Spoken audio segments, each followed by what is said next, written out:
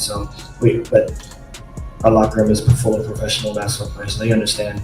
Chicago Sky fans, brace yourselves. What we're watching right now isn't just a slump. It isn't just a bad week. This feels like a collapse. And at the center of it, Angel Reese, the player who was supposed to be the cornerstone of a rebuild, now looking like she's halfway out the door. And honestly, at this point, I don't even blame people for thinking it. The Chicago Sky have been a complete organizational freefall, a slow-motion train wreck that started months ago but is finally crashing in plain view. First-year head coach Tyler Marsh, handpicked to bring championship pedigree from Las Vegas to Chicago, has finally hit his breaking point. And the more you listen to him, the more you realize this isn't just about X's and O's. This is about culture. It's about effort. It's about a team that's rotting from the inside. The problem? The face of the franchise doesn't even seem to be in the building anymore. A star under the microscope, Angel Reese. Like, I mean this. This makes it sound like she isn't just any player. She's a lightning rod. She's one of the most talked about athletes in the WNBA. Every move, every quote, every cryptic post under the kind of microscope that magnifies every flaw. Some players thrive under that kind of spotlight. Others, well, you can decide for yourself after hearing what's been going on. This all started to boil over after a humiliating 38-point loss to the Seattle Storm, one of the worst performances in Sky history. Marsh walked into the post-game press conference looking like a man who's been carrying the weight of a sinking franchise on his back. His voice was calm, but the frustration bled through every sentence. We have to be more locked in, more focused, execute the game plan better. There just has to be a will to win, and we don't have that right now on a consistent basis. Those words might sound like standard coach speak to the casual fan, but to anyone who's been following this team, for me anyway, this isn't the most serious thing in the world, but a lot of people were pointing out it's not just frustration. That's a shot across the bow. That's a coach saying, my players are quitting on me. And when your best player is sitting out, silent and absent from the bench, it's not hard to connect the dots. The disappearing act here's the elephant. In the room, Angel Reese hasn't played since July 29th. Officially, the team lists it as a back injury. Day-to-day, they said. But day-to-day doesn't stretch into weeks. Fans have seen every other major injury in this league explained, updated, discussed. Caitlin Clark's knocks, Nafisa Collier's injury, Breena Stewart's sprains. We've had footage, timelines, medical updates, but Reese, no video, no detailed report.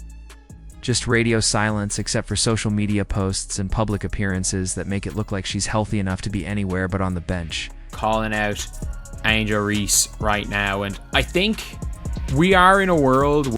She didn't even travel for big games, including against Indiana. And while her team was drowning in an 8-game losing streak, her cryptic in due time Instagram posts lit up comment sections with speculation. Patterns. Can't ignore. Here's where the frustration turns into suspicion. This isn't the first time Reese has checked out under cloudy circumstances. She left the unrivaled Pro League when her team was losing. She transferred from Maryland after things went sideways. If LSU hadn't been loaded with talent, people wonder if she would have stuck around there either. And now, Chicago. A team in crisis. Missing its star. Not because of a catastrophic injury, but because she's simply not there. Kennedy Carter wasn't the problem. The more you dig into this, the more it feels connected to the Kennedy Carter situation. Carter, who led the Sky in scoring last year, was cut loose amid whispers of locker room drama. Everyone assumed Carter was the cancer. End of the day, you just never know. You just never know. Look at what's happened since. Carter is thriving elsewhere. Reese, the player the Sky chose to keep, is the one Mia. Reports have suggested tension between the two, fueled by Carter's not-so-subtle social media jab about making layups, a stat Reese struggled with mightily last season. And now, without Carter's scoring punch, the Sky can barely crack 70 points per game. A coach set up to fail Tyler Marsh came from the Las Vegas Aces with a winning pedigree.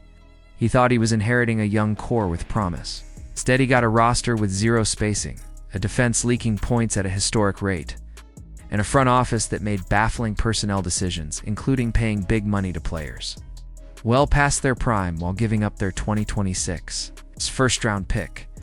That means this disaster of a season won't even bring a top draft pick as consolation. And when your best player doesn't even bother to show up for her teammates, discipline is impossible. Culture over talent, this is bigger than just losing games.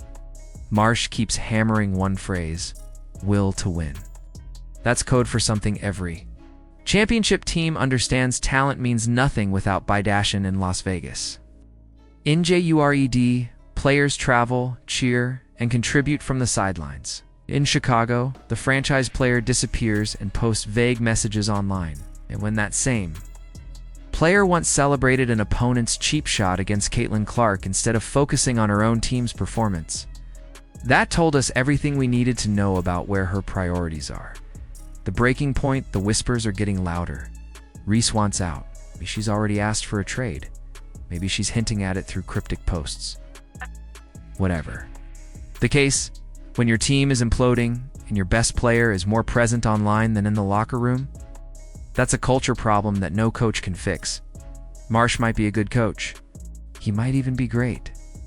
But no coach can win with a roster built like this, a front office that refuses accountability, and a star player who bails when things get hard. The Sky are at rock bottom to 0.1% playoff odds.